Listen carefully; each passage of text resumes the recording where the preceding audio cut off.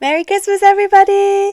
So it's the 24th of December, Christmas Eve, or Christmas wherever you are in the world. It's one of those 2 days today, so Merry Christmas.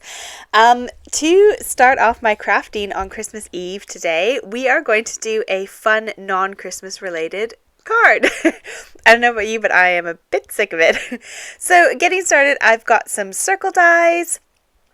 I cut out some circles out of this foam. It's got sticky back on one side and foam on the other, so it's got this sort of single-sided adhesive, and I'm just sticking them to my blocks. They peel off really easy, so I'm not worried.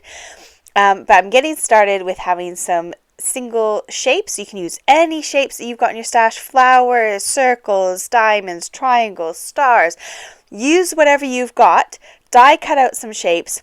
This is a great way to sort of get more out of your stamps and make a fun project using lots of different patterns in the background.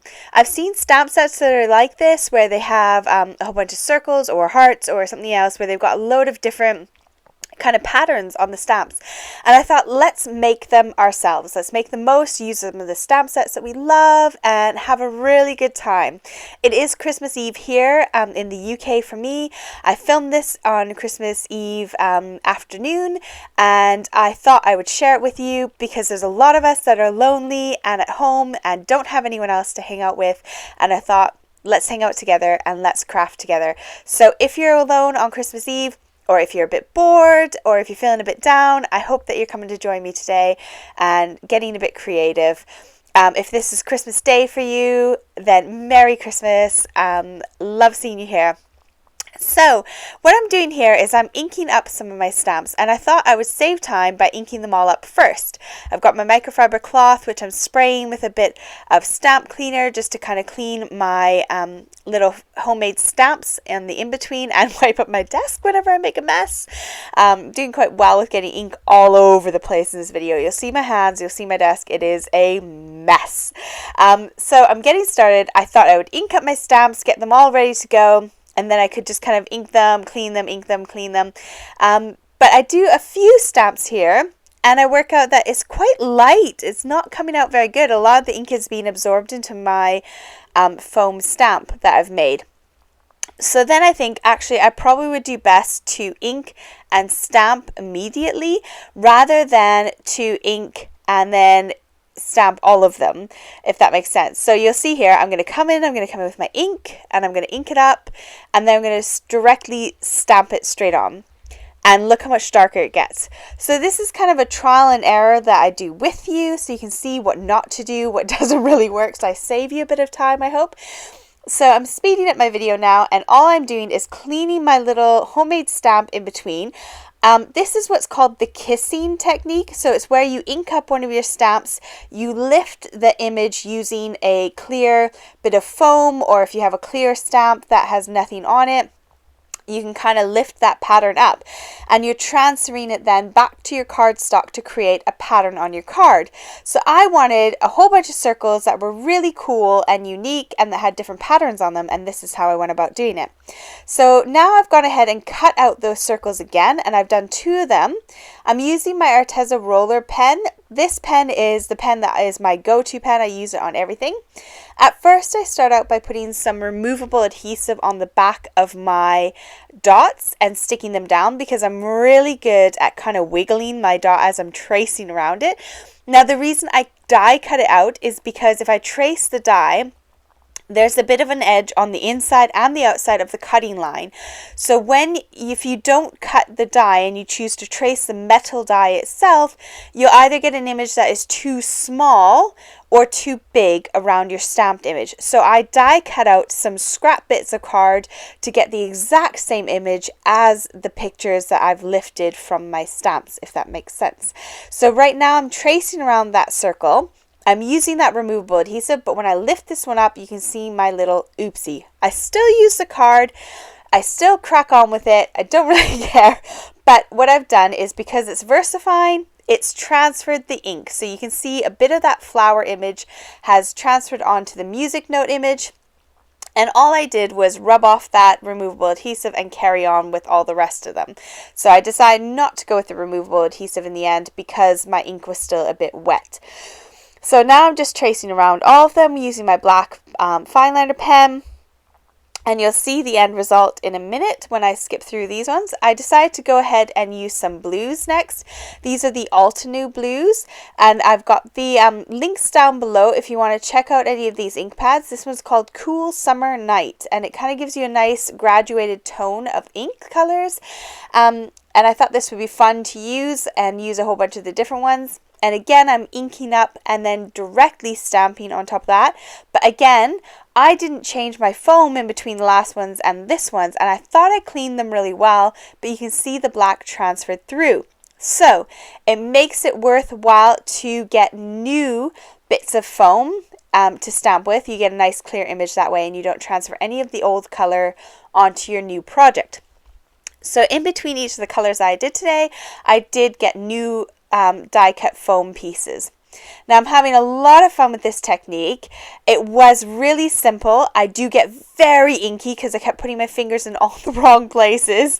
It wasn't quite my day again, but I had fun anyways, and I made 3 brilliant cards. And I've got these circle images. In the end, I decided, why don't I just do some solid colored images?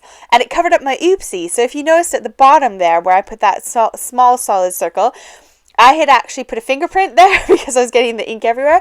So I decided to do some solid color images, and I love how it turned out. I thought it looked so good. So again, I'm just kind of finishing off my card. I'm filling in those little blank holes. I do trim down the fronts of my cards. In a second, you'll see. But I really wanted to share this fun technique. So it's called kissing, where you're lifting the stamped image and placing it back down using another alternative surface. Now, I could have traced these with a blue, but then I thought, well, I would need then a whole bunch of the same kind of blue colors. I don't have pens in the same color. So I thought, I'll just go with black, and in the end I kind of tied it all together on most of the cards using a bit of black here or there. But I felt like if I traced around these images, it really made them pop, and it really made them look more circular, which is what I was going for. So the next time around I might choose to do a blue pen around these circles. I'm not quite sure, but I had a lot of fun with it anyways. So this is my finished card with the circles being traced. I've done a purple one as well using the Altenew purples.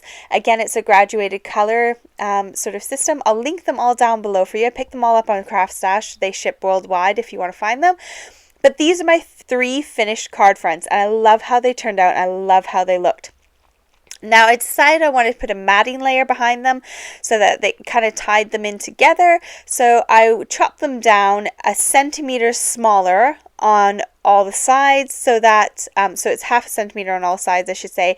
So a centimeter in total from the length and the width. And then that way I can do half a centimeter all around the sides with the matting layer. So these are the ones that I've gone for today. They're all tonic, these 2 are the tonic cardstocks. I'll link them down below for you. And I decided they would look really quite pretty behind the backs of mine. And then I also had some black pearlescent card.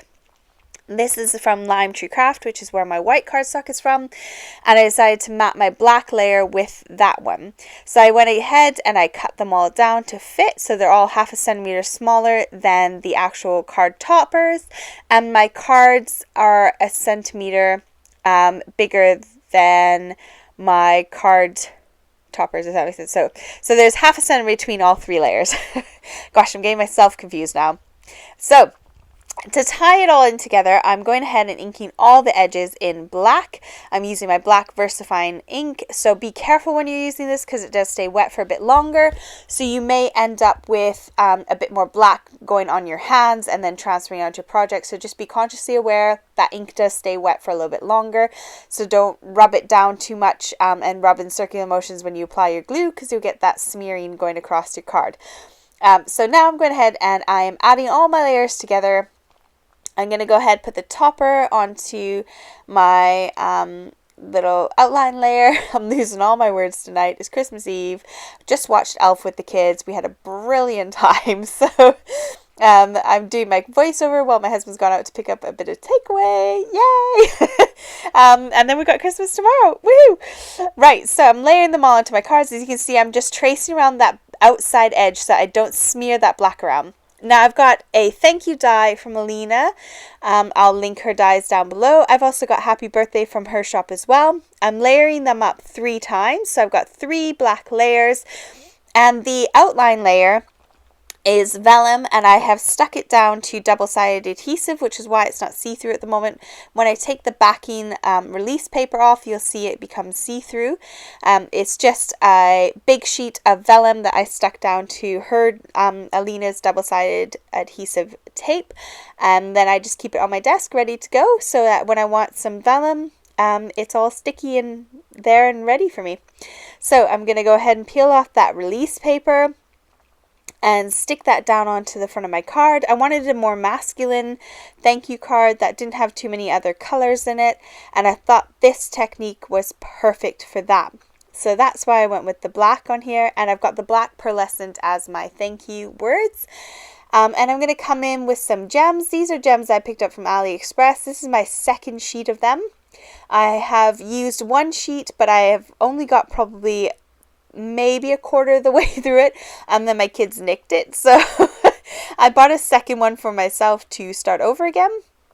Here's the happy birthday die I was telling you about, and these are my finished cards. So I did the same technique on all of them. I layered them 3 times and then stuck them onto the shadow outline, and added on that one I added on some Nuvo drops. This one again is the gems I stuck around the outside.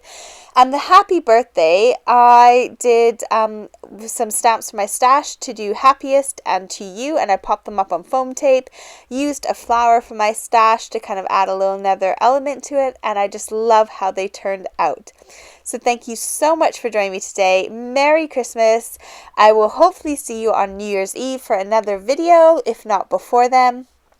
But take care, stay safe, and I hope you have an enjoyable holiday no matter what's going on in the world. Given all the circumstances, it's all a bit rubbish. But I hope you enjoy it nonetheless, and I'll see you soon. Bye.